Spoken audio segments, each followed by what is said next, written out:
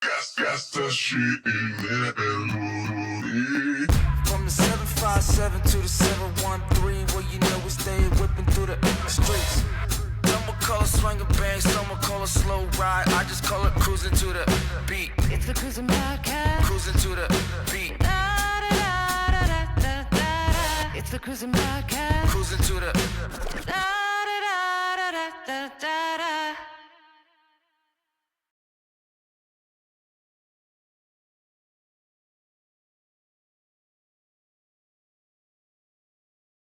Yo, welcome back to another edition of the Cruising Podcast. I'm your host, Andrew Cruz, and today is Tuesday, May 12th. Yes, I took a week off. Damn right, I took a week off. I'm sorry that I took the week off, actually. But today, if you haven't seen it yet, we are reviewing the Michael Jackson biopic by if you are into that, and if you have not seen it yet, because I've given you guys 2 weeks to go see this, that's on you. And this is gonna be full it's kind of full spoiler. It's weird. With biopics, we already know Michael Jackson's kind of like life, but of course it's done movie form. So yeah, that's pretty much what we're doing. Pretty much all we're talking about today. And a little bit of story time and stuff like that, but that's about it. So first, where you can find the Cruising Podcast on Apple Podcasts, Spotify, Patreon, YouTube, and anywhere you can find podcast needs. That's where you can find the Cruising Podcast. Also, you can find the latest updates to the show. It's on Instagram at Cruising Podcast, also on Twitter at Nicetown Finance. Yes, welcome back. How is everyone doing today? So what's been going on lately? Sadly, really, I've been going to work. I got a little bit of a cold a couple weeks ago. Oh, whoa, damn, was that a week ago? No, that wasn't a week. It could have been. Huh. Yeah. I got a little sick. I had I got a cold. I worked all day during a rainy day. And the weather here has been changing on and off with the rain and then sunshine and all the rest of that stuff. So that's pretty much what's been going on right now with me. Also my back kind of went out again. So it's a lot going on. It's just so much. And of course it's con season. So it's like, man, I know I'm gonna have to be standing around one of these days, just walking around seeing people's displays and everything like that, and then seeing celebrities, because we got Comapalooza coming up, and then we also got DreamCon next month. So it's a lot going on and within a little short time span. So very exciting times. Also got a nephew graduating, which is exciting. Last one for a while. So that's good. They give me a little bit of a break. So I appreciate that. Now, and also their birthdays are coming up too. So it's a lot going on. But yeah, man, it's just really what's been, I've been going to the gym a lot more. I think that's probably why a little bit my back was going out. It was pretty much God telling me, hey man, you need to kind of slow down a little bit, man. Yeah, you're slow down, man. You something to lift a little heavy. You think you like big or something now? What you think, big, son? And so I'm definitely just been kind of like just not gently coming back, but definitely coming back slowly here and there, really just ramping myself back up. And then today I was actually able to just shoot a basketball. And I'm actually kind of happy right now, because for a while there, my wrist was like, every time I tried to shoot a basketball, my wrist would it would hurt like hell. Like, to just like, if I shoot like maybe like 5 or 10 shots, my wrist will start to hurt. It was a weird time. I haven't picked up a basketball or tennis racket due to that fear in about almost a year now, due to that, because it was every time, and I would take like weeks off in between. It was like it really was hurting for almost like good 6 months. So trying to get back to that. Was the first time I shot a basketball without any pain in my wrist, so that was nice. That was cool. It's just been yeah, man, just really just been trying to lose this weight, trying to get, you know what I mean, trying to get more, you know what I mean, you know what I'm saying? Like I've been trying to get my body ready for some more action movie roles, you know what I'm saying? Because that's what we're doing. That's what's going on. But like I said, this has been a very exciting time. I had my first guest last week. Hopefully you guys enjoyed Michael Carroll for being on the show. Once again, I would like to say thank you to him for being on the show. Definitely you guys need to go check out Comicast. They get a little bit more in depth into most of these shows that I normally talk about too. They get in, very much in depth. Him and Jung Lee, they do a great job, and they get really pretty good guests on their show. You know, and yeah, I just want to just say, but once again, thank you guys thank you, Michael, for being part of the show. You know, I mean, those guys are amazing. Definitely go check them out. Yeah, and then lastly, you know, I had a friend lose their parent, lose their father last week, and like it I don't know why, man. It just like it hit me hard. Hits me hard, and then of course my day just, you know what I mean, of course the days just like like it turns into a pretty bad day sometimes, emotionally for sure. I mean, it's definitely been an up and down fight with everything. So, you know, just trying to check my emotions at the door, which is hard. And just really just getting my mind right for the rest of everything that's going on.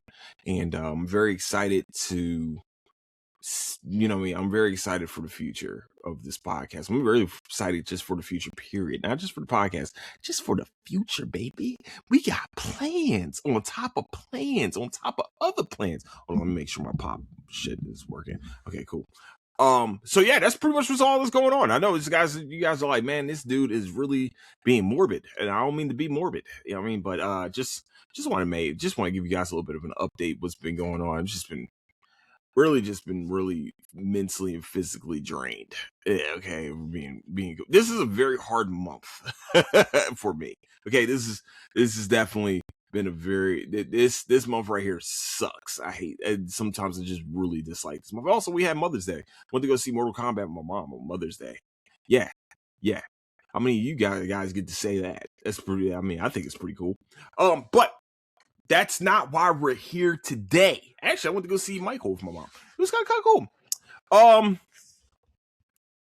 That's not why we're here today. We're going to be talking about Michael Jackson, the movie. Once again, I want to tell you guys, this is full spoilers of everything that happened in the movie. So this is just your fair warning, your last fair warning. So we're going to talk about this in 3, 2, and 1. Okay, so we're starting off with Michael.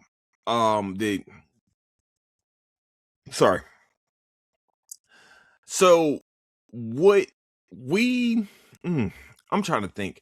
So I'm trying to think how I can start this. So Michael, clearly, if you guys haven't noticed yet, or didn't know, if you haven't watched the movie yet, we're getting a part 2.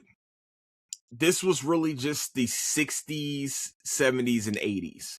Really the beginning of Michael Jackson's stardom. And I thoroughly enjoyed this movie. I was scared. I'm not gonna lie to you, because if you fuck it up, we're gonna have a big problem.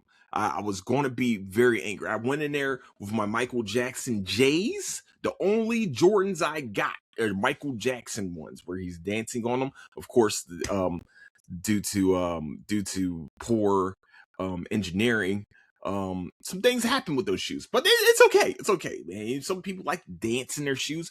I was dancing. I had my feet up, and I was kind of like dancing when he was doing all the dance moves and stuff like that. I was like, yeah, this is taking me back when I used to do all the Michael Jackson Thriller dances. Yes, I am a big Michael Jackson fan. That's just in case people don't know this. Huge fan.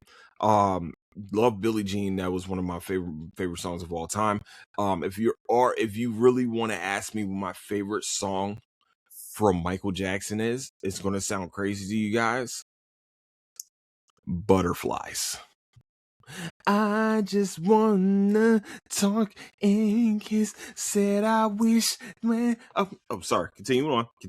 Sorry. You tonight. You give me butterflies inside, alright. Sorry, continuing on. So yes, we got to see this pretty much. What I loved about this movie, first of all, is that it showed his creative side.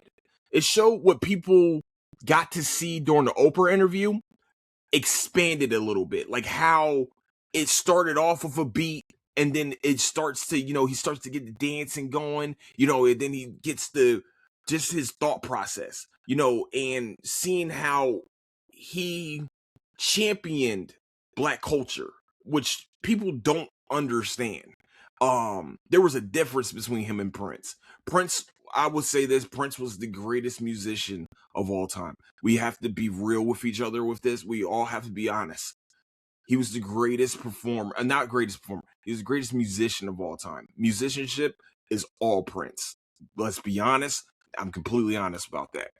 But Michael had something different, which was he was an activist, he was a performer, and he can sing his ass off. And clearly had ADHD. Let's be real.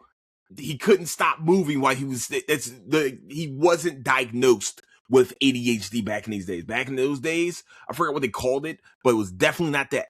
So to see his creative process was amazing, and what people like the genius that is Michael Jackson with the music, with the way that he put gangs together to do dances.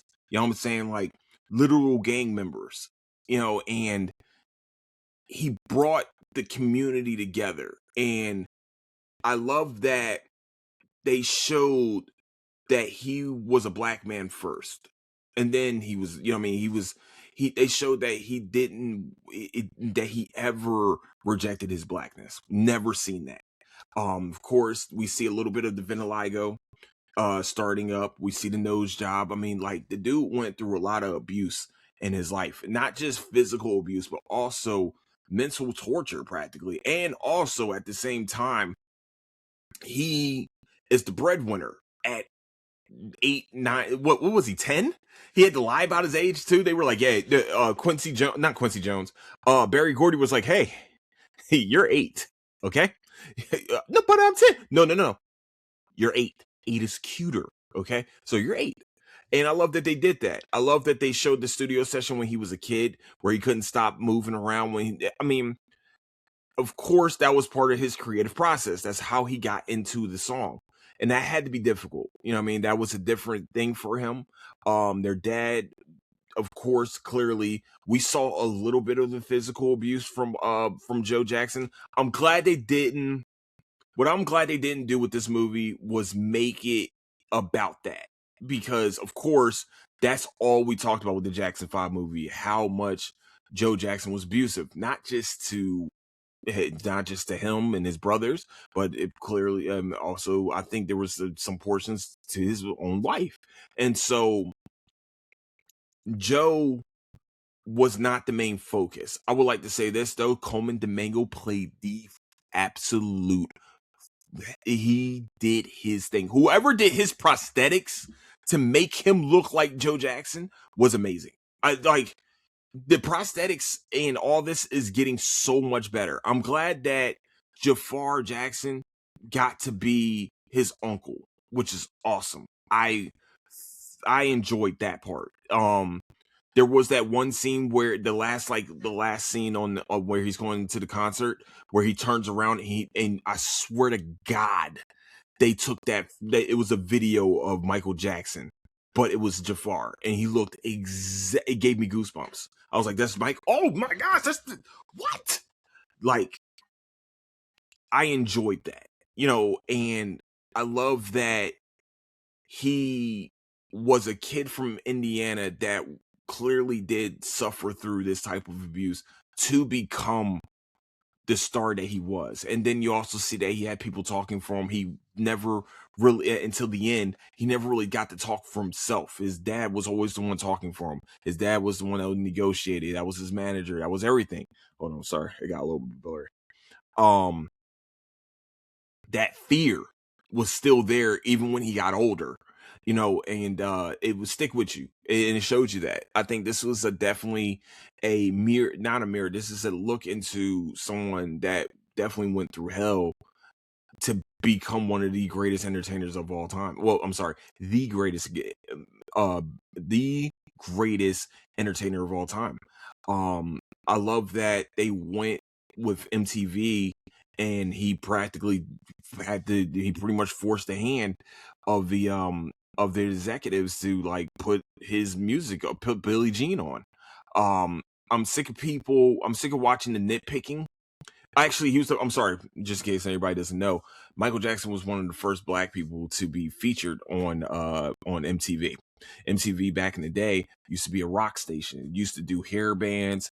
Yeah, not rock station, but yeah, rock station, I guess you could really say. It was like they only showed really rock videos and like grunge and shit like that. Like really just white bands at this point. He was the first one, and he really, really championed it. And I enjoyed every second of it. The motherfucker had way too much money, though. If we're being honest, he got way too much money very quickly. Anyone that goes out and gets giraffes and then a monkey, might have way too much money on their hands. I'm not even gonna lie to you. If you are able to have, I think what I read, and this might be bullshit, but it might also be true, that he had the biggest zoo in California. That can't be right. That couldn't have been right. Like he had like the biggest private zoo or something. It was crazy. Okay, I didn't know he had this much money. Okay, it's crazy. I knew about Neverland Ranch. I'm glad they didn't showcase Neverland Ranch, by the way, in this movie. That does not come up. That's going to be next movie. Like once again, this is I think this ends right before Bad comes out, or actually right after Bad comes out. Actually after the Victory tour. So when you're sitting here and you're watching it, and I'm loving every second of it. The Motown event where he did the moonwalk for the first time, where he showcased the moonwalk for the first time.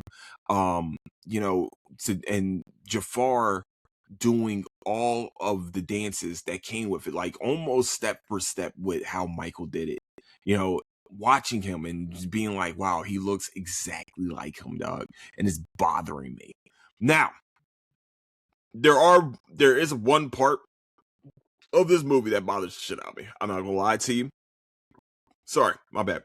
There's one part that really bothers the fuck out of me. Michael actually had kind of a deep voice. He never showed it a lot, but his real voice was not that quiet, light voice that you hear throughout the movie. He actually kind of had a deeper voice. Why am I getting chills? He actually had kind of a deeper voice. This is what bothers me. I said, man, I don't think he walked around just talking like that the whole time. I really don't. We got to see him be a kid. He never got to be a kid, which sucks. Even when he was a kid, he wasn't a kid. You know what I'm saying? Like I told you, like I said before, he was the breadwinner.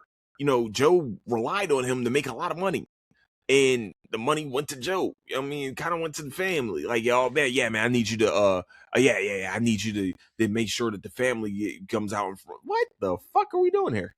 He said, I'm Michael. The fuck? What? The fuck?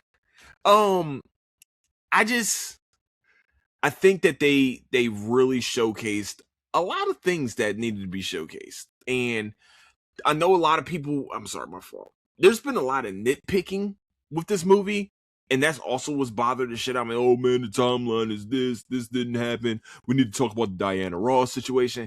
I don't think this is what this movie was for. It wasn't for, like, y'all keep forgetting that, like, it's not showing the negative. Not all negative. I'm sorry. We're not going to talk. It's not showing all of the negative. Like, it's not, like I said, we probably get like a montage of like him when he was a kid, like he would start singing and Joe gets the belt, or he has to get the belt himself or something like that. Like, it's a good 30 seconds.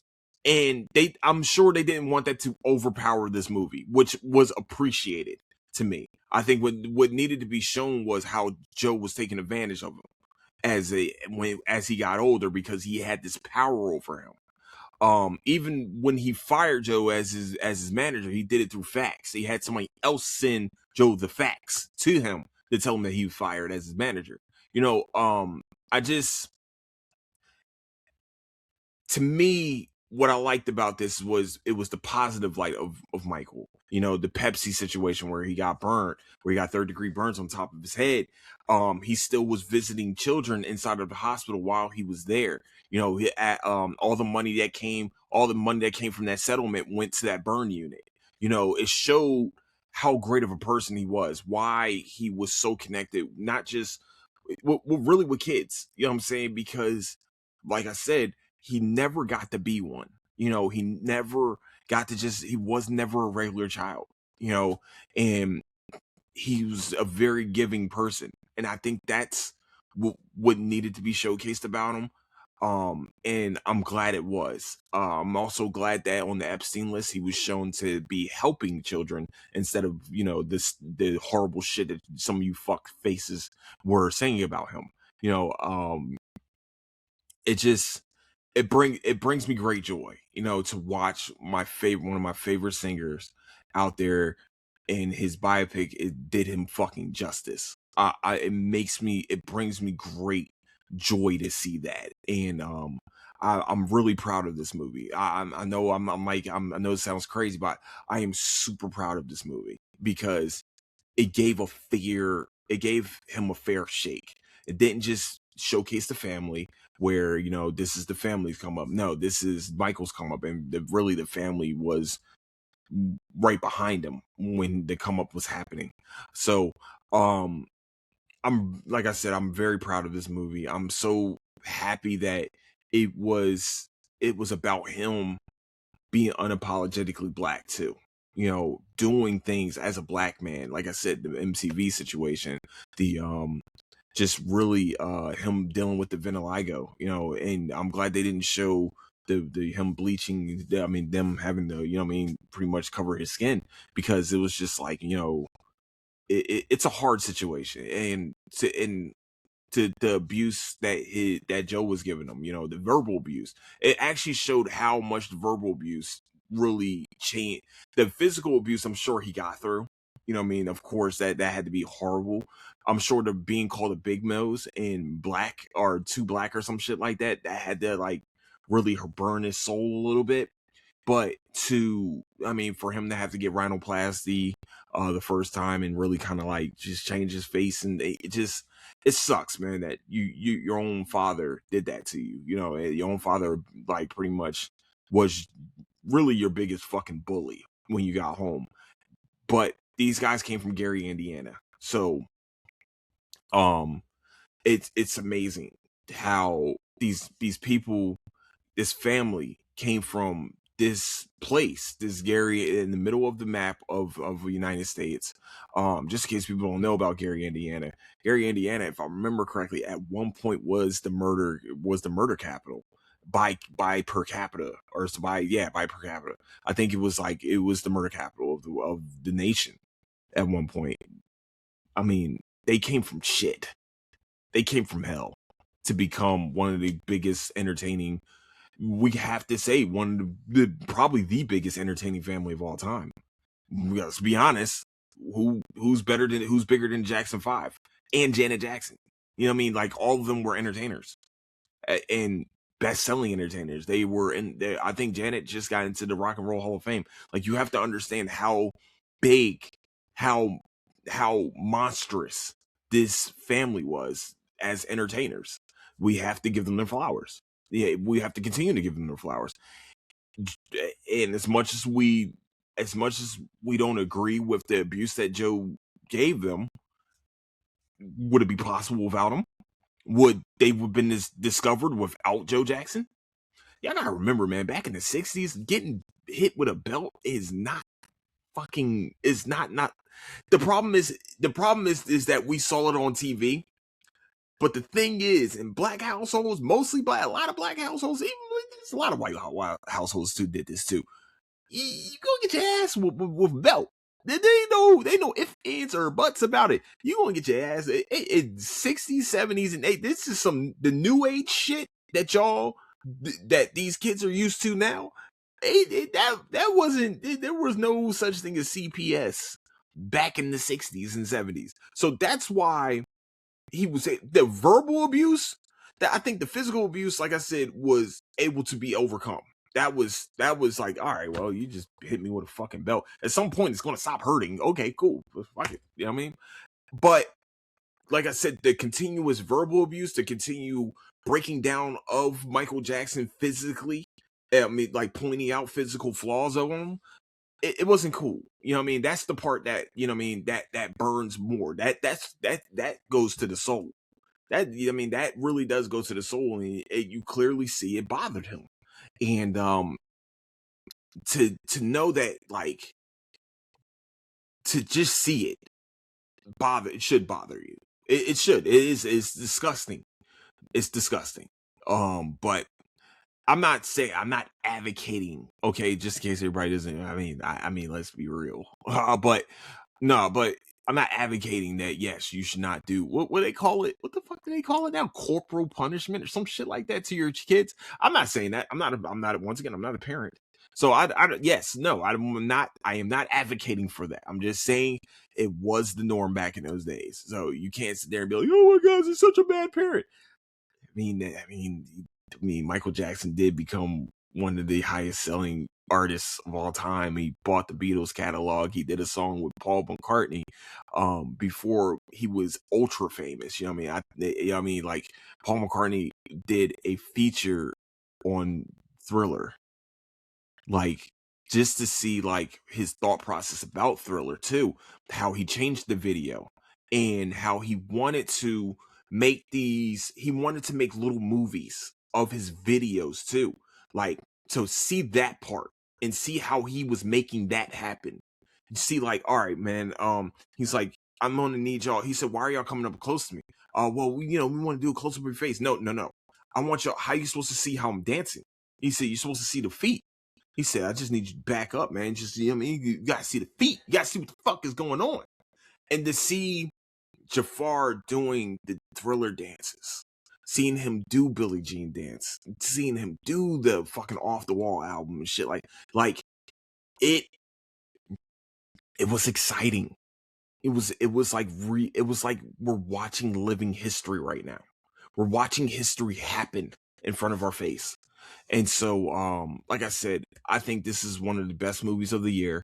That kid deserves everything. He deserves some awards for this fucking movie. I know everybody's like, oh man, I hate giving out awards for.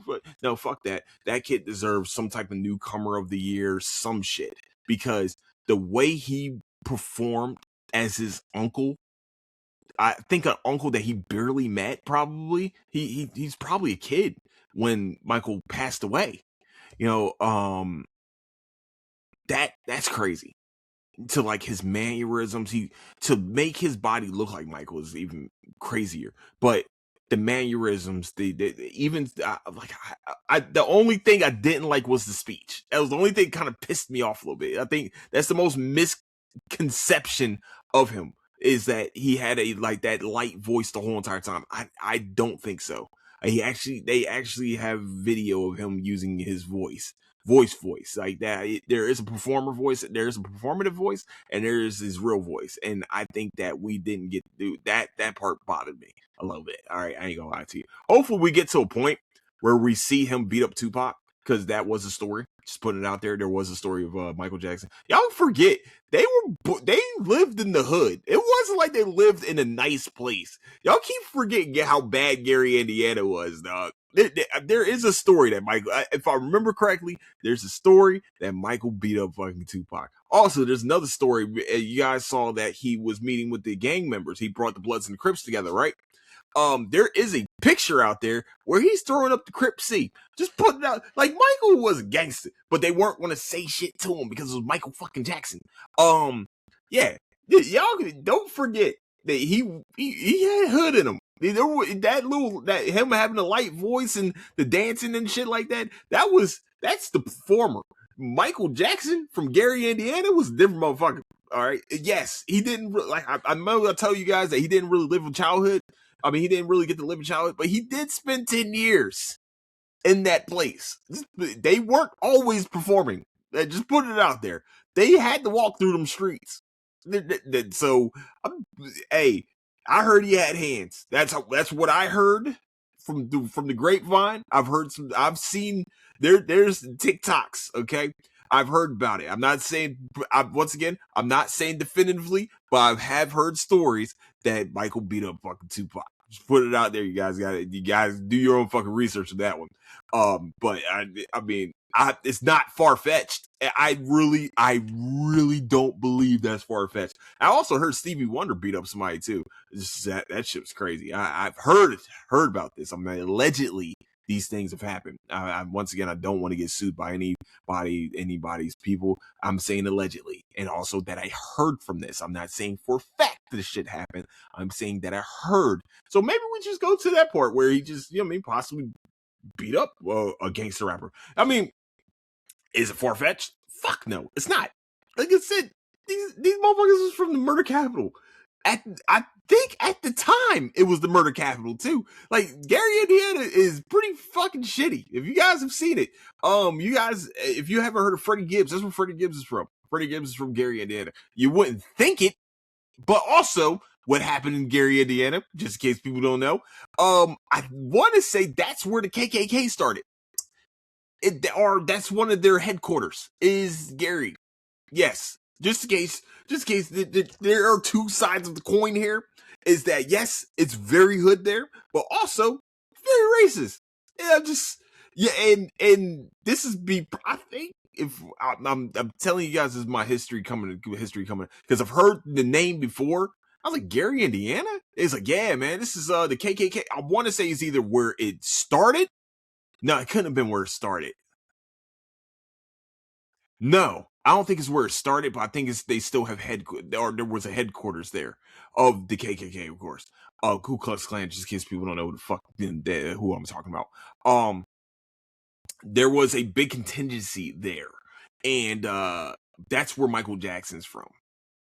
Yeah, you're welcome. Gave you guys a little bit of history too with that whole situation. Yeah, it's crazy. The whole story is fucking crazy of that city. That city needs to be studied because I think I'm not trying to say if I remember correctly, but if I'm being real, I think that the people from Detroit, when the automobiles left Detroit, that's where they went to be factory workers and things like that. And then the hood shit started happening. Then you started getting all the hood motherfuckers together.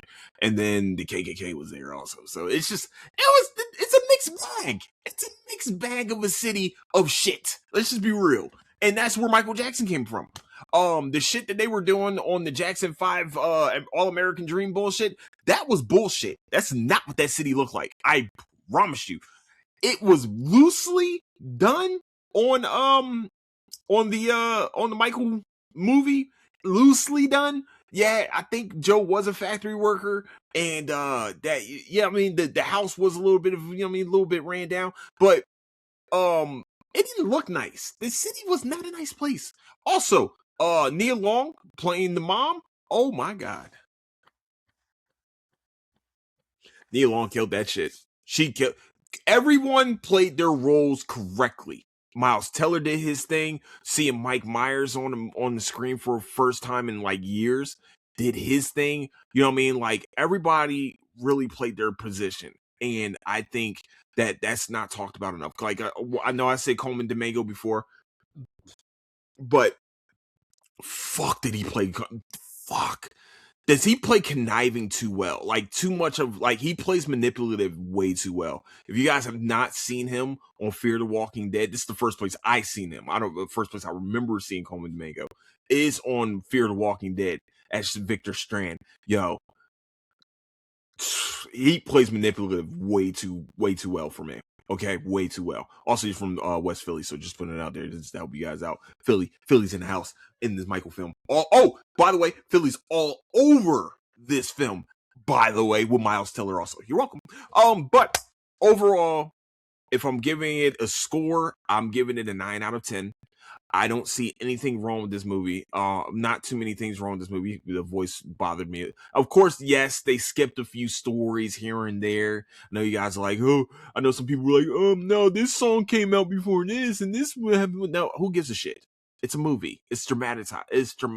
You're not going to get everything right because we weren't fucking there. Just put it out there. We weren't there. So how are we supposed to get everything right? This never made any sense to me. Overall, yeah, actually, I'm saying 10 out of 10. I don't give a shit. You know what? I don't give a fuck. It's a perfect score. I don't care. If you guys got a problem with it, you know what I mean? I have a problem with it. But I think it's a perfect score. I'm hoping that the sequel is just as good. The 90s for Michael was a little bit more of a whirlwind. Actually, I've been watching a lot of videos of Michael Jackson, like where he's showing like TikToks and shit like him, shit like that. Like that motherfucker did not give a shit. There was no one bigger than Michael Jackson at one point in life. Even the Princess of England, Princess Diana, he met Princess Diana with what's his name? Was that Prince Charles? I think it's Prince Charles or Prince William. No, it's Prince Charles. Should be Prince Charles. Apparently he wasn't supposed to touch the prince. Apparently he was supposed to touch her. He like kind of like gently grabbed her elbow, and they were not happy with Michael. But at the same time, Michael was like, "I'm sorry, I apologize, but just understand that I'm from Gary, Indiana. I'll fuck your royal ass up." That's pretty much what it looked like to me. No, I'm joking. But no, there was no bigger star than him. When he was in New York City, he stopped all that traffic to stand on top of a car and just stare at people. Like motherfuckers was just like just needed. He aura farmed before aura farming was a thing. Like his aura, Michael Jackson was an aura himself. Like just walking around, you can just probably feel how just greatness from him. Just like yo, he demanded attention from someone that, which is crazy, was someone that seemed like he was very shy. You know what I mean? He was very, I wouldn't say standoffish, but like, especially his early days where Joe still kind of had that manipulation on him, where it was still there. But when you start to see like him starting to come out that shell, really you start to see it after the Pepsi situation. Like his whole demeanor, everything changed for him. And so I'm very excited to see where we go from there. Because yeah, it's the 90s and the early 2000s are a completely different animal. I mean, yes, the 80s were huge, but Michael, the outside shit with Michael was more 90s and early 2000s for sure. So, if you guys have not yet, please go check out Michael. It's a great movie. It's a super great movie. I've given you guys as much as I could without like ultrally spoiling it, but like I said, the top things that I would say that you guys get to see is his creative process, his pretty much his rise to stardom, really the pretty much how the mental and physical abuse kind of took a toll on him, like a little bit. You can kind of see it. And then really just we get to see like the inside shit with the animals, the cars, him still having that childlike childlike wonder. Like the one time where he sees his brothers playing basketball, he's like, hey guys, you guys want to play Twister? Ah, nah, man, Jermaine about to go play Twister with somebody else, you know what I mean, type shit. Like he's like, okay, cool, maybe after you're done you can come. It's like you could just see it. It just sucks, man. It sucks because, you know, he, like I said, he never got to be that kid.